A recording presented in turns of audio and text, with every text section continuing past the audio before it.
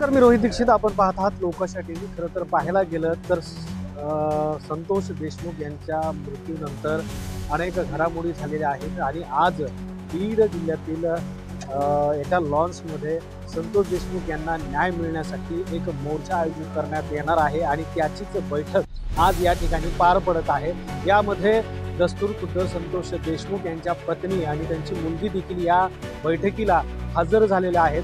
नेमकं आता या सगळ्या प्रकरणामध्ये कशा पद्धतीने शासन प्रशासन निर्णय घेत आहे आणि त्याचबरोबर सर्वपक्षीय ही जी बैठक चालू आहे त्यामध्ये संदीप क्षीरसागर त्याचबरोबर बीड जिल्ह्यातले छोट्या मोठ्या संघटना देखील या ठिकाणी त्यांचे अधिकारी पदाधिकारी देखील या ठिकाणी उपस्थित झालेले आहेत आणि यामध्ये नेमकं आता कशा पद्धतीने या मोर्चाचं नियोजन ठरणार आहे, या मोर्चामध्ये नेमकं काय मागण्या असणार आहेत आणि यामध्ये या मोर्चामधून मयत संतोष देशमुख यांना कशा पद्धतीने न्याय मिळणार हे देखील पाहणं गरजेचं आहे. मात्र सकाळपासूनच सुरू झालेली ही बैठक नेमकं या मोर्चाचं कशा पद्धतीने नियोजन करायचं या सगळ्या गोष्टीचं या ठिकाणी नियोजन चालू आहे आणि यामध्ये नेमकं आता कशा पद्धतीने निर्णय घेतला जातो आणि नेमकं काय तारीख ठरतीये, नेमकं हा कधी मोर्चा असणार, कशा पद्धतीचं स्वरूप या मोर्चाचं असणार हेच या बैठकीनंतर कळणार आहे.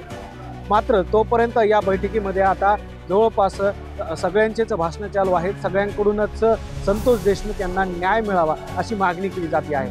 नेमकं आता यामध्ये कशा पद्धतीने निर्णय होतो हे देखील पाहणं गरजेचं आहे. लोकशा टीव्हीसाठी रोहित दीक्षित, बीड.